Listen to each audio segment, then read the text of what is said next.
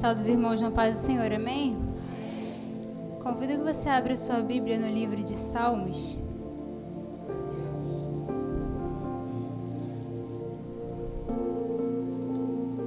Capítulo de número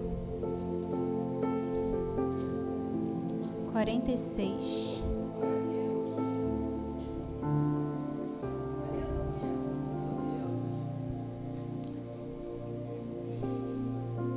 Salmos 46. Todos acharam? Amém? Amém. Diz assim a palavra do Senhor: Deus é o nosso refúgio e fortaleza, socorro bem presente nas tribulações. 2. Portanto, não temeremos, ainda que a terra se transtorne e os montes se abalem no seio dos mares. 3. Ainda que as águas tumultuem e espumejem, e na sua fúria os montes se estremeçam. Somente até aí, pode se sentar. Confesso que eu não esperava. Jesus, a palavra de domingo, me capacite, Senhor. Não que domingo seja um dia diferente dos demais, né? Mas é uma responsabilidade muito grande, irmãos. Bom, eu vou compartilhar com os irmãos esse capítulo porque eu estive meditando nele ao longo desses dias. E eu creio que Deus está falando comigo através dele porque eu pedi ao Senhor uma palavra e aí veio esse salmo no meu coração e no dia seguinte ele foi o versículo do dia. Então são aquelas jesuicidências que a gente fica tipo, Deus, o Senhor deve estar querendo falar aqui mesmo, comigo. Eu vou continuar a leitura, agora você sentadinho, pode acompanhar comigo no versículo 4. Se você puder botar de novo aí, 46, versículo 4. Gostaria de ler o salmo completo. Pode botar aqui na televisão para mim, por favor? Versículo 4 diz assim: há um rio cujas correntes alegram a cidade de Deus, o santuário das moradas do Altíssimo. 5. Deus está no meio dela, jamais será abalada, Deus a ajudará desde antemanhã. Bramam nações, reinos se abalam, ele faz ouvir a sua voz e a terra se dissolve. O Senhor dos exércitos está conosco, o Deus de Jacó é o nosso refúgio. Vinde, contemplai as obras do Senhor, que assolações efetuou na terra. Ele põe termo à guerra até aos confins do mundo. Quebra o arco, despedaça a lança, queima os carros no fogo. Aquietai-vos e sabei que eu sou Deus. Sou exaltado entre as nações, sou exaltado na terra. O último versículo: o Senhor dos exércitos está conosco, Deus de Jacó é o nosso refúgio. Glória a Deus. Eu falei com Deus, eu falei, Senhor, se eu tiver oportunidade, porque eu falei com Deus assim, Deus me ministrou uma coisa nesse verso que é profético. Eu falei, Deus, se for profético mesmo, eu creio que o Senhor vai dar uma oportunidade. Pensei assim, fui ali fora, teve a situação, já até tinha me distraído, só que eu não achei que ia ser a palavra central, né? Mas amém, Senhor. Irmãos, vamos por parte. Do versículo 1 ao versículo 3, eu queria ir meditando com vocês versículo por versículo, porque assim fiz eu com Deus. O versículo 1, todo mundo conhece de antemão, né? Deus é o nosso refúgio, a nossa força, socorro que não falta, ou então bem presente em tempos de aflição. Quem é que já vivenciou isso com Deus? Creio que a maioria de nós, né, irmãos? Porque de fato o Senhor, Ele é sempre presente, não só nos seus momentos bons, quando você está no auge, nos montes, na glória, mas Ele também está com você nos seus vales, nos seus desertos. E é muito legal a gente entender isso sobre o caráter de Deus. Ele nunca nos abandona, nunca. Porque é tendência do ser humano, e até mesmo o diabo fica tentando nos convencer de que na nossa fraqueza o Senhor não está mais conosco, de que talvez o Senhor tenha nos deixado, porque Ele está decepcionado talvez com a gente não está no nível exigido para ter a presença de Deus, só que ninguém nunca está nesse nível. É pela graça de Jesus, é pelo sangue de Jesus que temos acesso à presença gloriosa do Senhor. é pela graça. Então eu creio que o Senhor vai, porque eu não me preparei para pregar, irmãos. Então assim, é o Espírito Santo falando aqui com vocês. Eu creio que toda vez que o inimigo tentar vir com condenação sobre a sua mente de que você não é digna de estar na presença de Deus, essa condenação já caiu por terra. Já caiu por terra. Você tem acesso sim, mas não pelo seu mérito, mas pelo sangue que há sobre a sua vida. Então se achegue ao trono da graça. Se você está precisando de ajuda, de renovo, de força, vai até o trono do Senhor. Não fique com medo, não fique temendo, se condenando. Não vai e se lança, porque é só com Ele que você pode ser limpo. Eu não me canso de, quando eu falo sobre isso, sempre lembro de Karina, do exemplo que ela deu do Pedro Henrique. Quando nós estamos sujos, a gente tenta se limpar para se apresentar diante de Deus limpos, porque a gente acha que precisa se limpar antes para chegar diante da presença dele, só que a gente não consegue. Você é sujo, você tenta se limpar, se suja ainda mais. Precisa que alguém limpo te limpe. E o Senhor tem esse papel na nossa vida. Então, não deixa o seu pecado te trazer condenação, porque Jesus morreu na cruz para que você não tivesse mais condenação. Aqueles que estão em Cristo, já não há mais condenação para eles. É claro que isso não é justificativa para que a gente peque mais, não. Mas é para que a gente tenha uma consciência de que hoje eu posso ser amiga de Deus. Eu era inimiga porque o pecado me tornava inimigo, mas hoje eu sou amiga do Senhor. O Todo-Poderoso é o meu amigo. Então compreenda isso. Joga por terra hoje as mentiras que Satanás está colocando na tua mente, que o teu pecado é grande demais, te sujou demais. Não há pecado nenhum que o sangue de Jesus não possa lavar, não possa remir. E o que importa nessa história é o arrependimento. A palavra do Senhor fala que o pecado, ele endurece o coração. E é por isso que o cristão precisa constantemente examinar-se a si mesmo. Porque pecados não confessados vão te tornando duro, frio na presença de Deus. A ponto de que a gente até é crente, mas já está longe do Senhor há muito tempo. Como os fariseus daquela época, da época de Jesus, eles eram, abre aspas, crente, mas eram sepulcros caiados, eram bonitos por fora, mas por dentro estavam mortos, podres. E o Senhor não deseja isso para nós. Ele não quer que tenhamos a aparência de crente, Ele quer que sejamos crentes de verdade, de coração.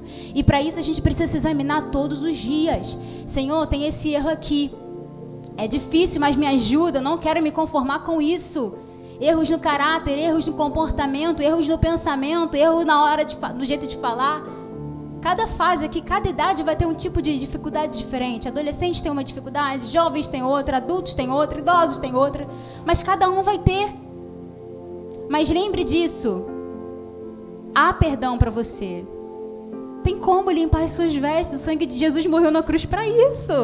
Porque Ele sabia que você não ia poder se limpar nunca sozinho. Era impossível para o homem salvar-se. Pedro falou para Jesus, se eu não me engano foi Pedro. Ele falou, Jesus, é impossível para o homem salvar-se a si mesmo.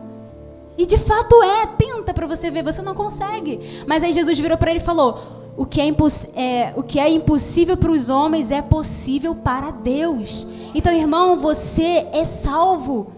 Você já foi salvo por causa do que Cristo fez na cruz.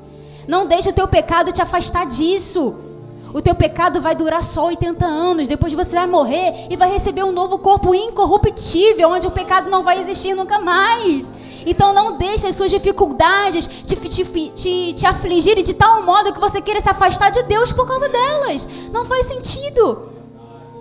Enquanto estivermos aqui, sofreremos aflições. O Senhor já de antemão havia nos avisado. No mundo tereis aflições. E essas aflições não são só problemas. São aflições das nossas lutas contra nós mesmos. Qualquer tipo de aflição. E até você morrer, você vai ter que lutar. Tem que estar preparado para lutar.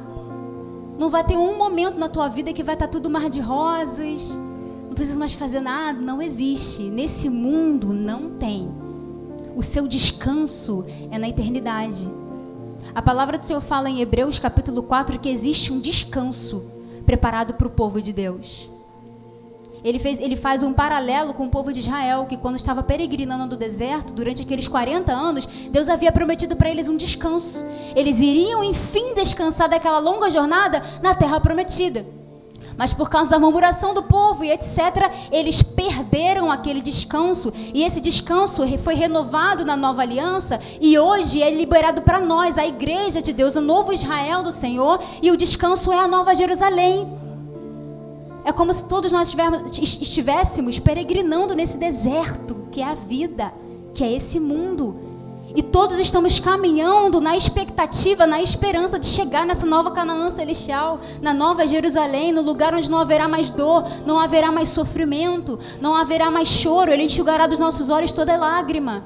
Isso não é fantasia, nem história inventada, isso é real. Isso é real, por mais que nossos olhos não estejam vendo agora, a gente não pode perder a expectativa de para onde eu estou indo. Porque se a gente perder, o mundo vai nos roubar do Senhor. O pecado vai te roubar do Senhor. As más amizades vão te roubar do Senhor. A fama vai te roubar do Senhor. O dinheiro vai te roubar do Senhor. Porque você vai perder a visão para onde você está indo.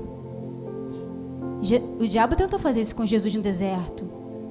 Ele tentou por 3 vezes, e uma das 3 vezes ele falou e disse para Jesus assim, ó, olha só o que eu posso te dar, mostrando as coisas da terra, o dinheiro, as riquezas, a glória, a fama, a prosperidade. E isso não pode encantar o seu e os meus olhos, irmão, não pode, porque é tudo passageiro. Então, tornando aqui, nós temos um Deus que está presente conosco em todos os momentos. Ele é um pai mesmo, um pai fiel, um pai presente que cuida. E isso é maravilhoso, porque tira um fardo dos nossos ombros de que a gente precisa sempre ser perfeito. Porque se eu não for perfeito, Deus não está mais comigo. Não é assim. Eu estou bem, o Senhor está comigo. Eu estou mal, o Senhor está comigo. É igual tem uma música que eu gosto muito que fala assim, oh não, nunca me deixou. Na tempestade ou na paz, ou não, nunca me deixou. Quando bem ou quando mal, ou não, nunca me deixou. O Senhor nunca me deixou.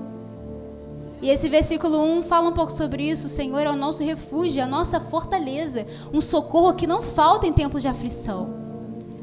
Então você está em bonança, o Senhor está contigo. Está em aflição, clama a Ele porque Ele está contigo também. Ele vai te ajudar, vai renovar os teus sentimentos, vai te ajudar a lidar com as situações, porque nem sempre Deus muda a situação.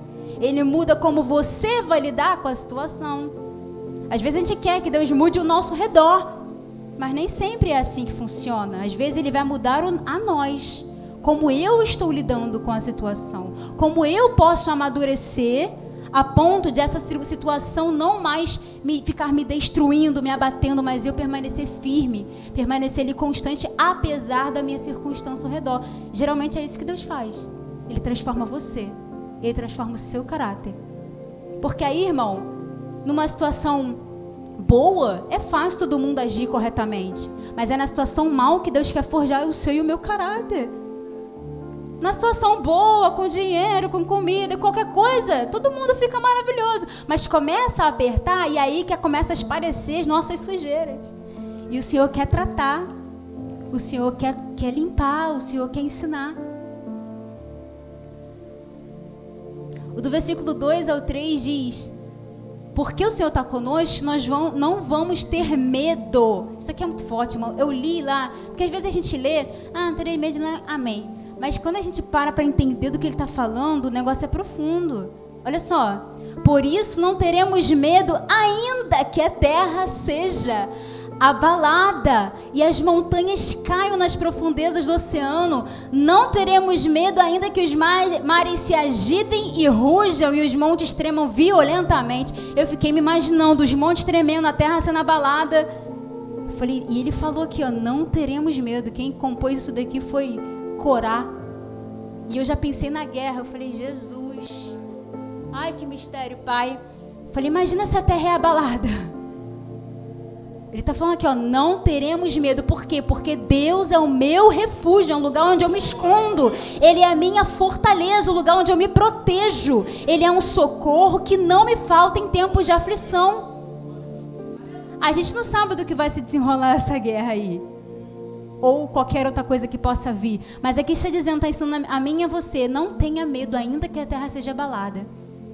Porque o Deus Todo-Poderoso está do seu lado. Ele é o seu amigo, ele te preserva em meio ao caos. Nem sempre ele nos livra do caos, mas ele nos preserva em meio ao caos.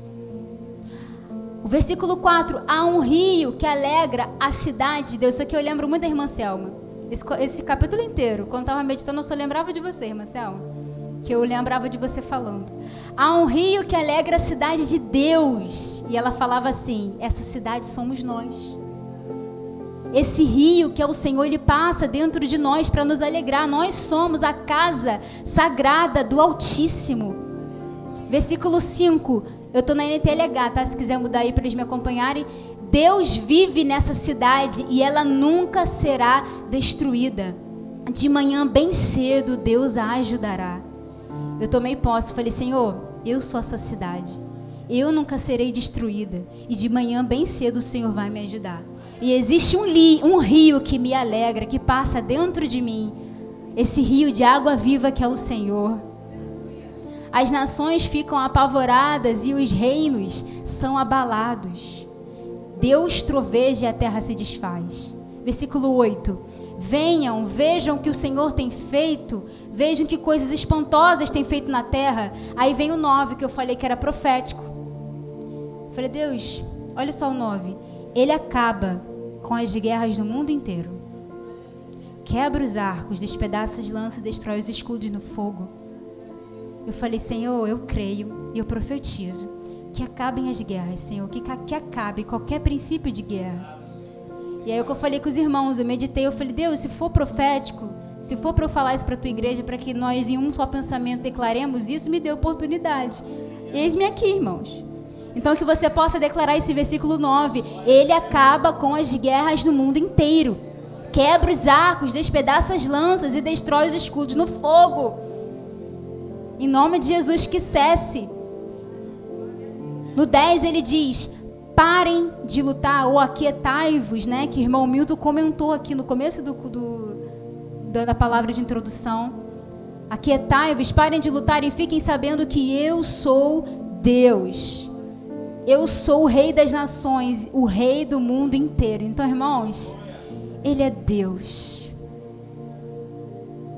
Aquele que, eu sempre me impressiono, aquele com apenas uma palavra, tudo existiu. E haja luz. De repente, estrelas, galáxias, tudo, por causa de uma palavra. Ao pensar sobre isso, a gente chega a tremer. De quem é o Deus que nós servimos, porque por causa da proximidade a gente pode se acostumar, mas Ele é grande demais. É como diz aquela música, como suportar quando tua glória enche o lugar da adoração, como ficar de pé diante do trono do Rei dos Reis. Às vezes eu fico imaginando quando encontrar Jesus, como é que eu vou reagir? Eu não sei se eu faço assim, eu não sei como que eu vou reagir quando encontrar com Ele, porque é tão próximo, mas é tão grande, é tão... Ai, cabe dentro da gente. Que loucura! O ser que criou o universo cabe dentro de mim. Ele se diminuiu para caber dentro de mim. Ele se desfez de sua glória para habitar em seres como nós, pobres, cegos e nus. Se não fosse o ar que você respira, o que seria de você? Se hoje Deus decidisse, tira o oxigênio, o que é o ser humano? Nada. Nós nos resumimos a pó. E é legal a gente entender sobre isso, como a gente depende de Deus. E sabe o que é mais louco, irmãos? Mesmo com todo esse poder, mesmo podendo fazer qualquer coisa, Ele é bom. Esse é o caráter dele, Ele é bom. Ele poderia destruir, poderia fazer coisas, sabe, como qualquer líder tirano. Mas Ele não faz. Ele é paciente. Ele é bom. Ele é misericordioso. É bizarro. Porque o ser humano, quando detém poder, age geralmente da forma oposta. Ele é tirano, ele é autoritário. Ele, sabe, aquele que não fizer o que ele quer, ele extermina. Mas Deus é o oposto. Ele é o maior exemplo para nós. Toda vez que eu preciso ter paciência com alguma coisa, eu lembro de Deus. falo, caramba, se Deus tem... Olha a paciência que Deus tem comigo. Deus já podia, sim, ter me fulminado há muito tempo, mas Ele é paciente, Ele me ama, Ele insiste em chamar minha atenção quando eu erro, Ele insiste em demonstrar o seu amor para mim. Ele é meu maior exemplo de paciência. Então, quando eu preciso ter paciência com alguém, com alguma coisa, eu já lembro, eu tenho que fazer igual Deus faz comigo, porque eu não mereço a paciência que Deus tem. Então, aquela pessoa, a situação não merece a minha paciência, mas se Deus me dá, eu tenho que dar para o meu próximo. Assim é com o perdão, né? A palavra do Senhor fala, se você não perdoar o seu irmão, eu não te perdoarei. Então o Senhor sempre faz dando exemplo. Tá vendo como eu estou sendo paciente? Então seja paciente com o seu próximo. Tá vendo como é que eu sempre te perdoo? Então perdoa o seu próximo.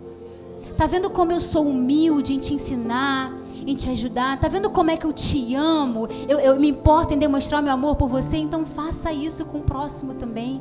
Ele é nosso maior exemplo, irmão. Não tenho muito o que falar, irmãos, eu acho que é isso. Mas eu creio e eu espero que o Espírito Santo fale melhor o coração de vocês.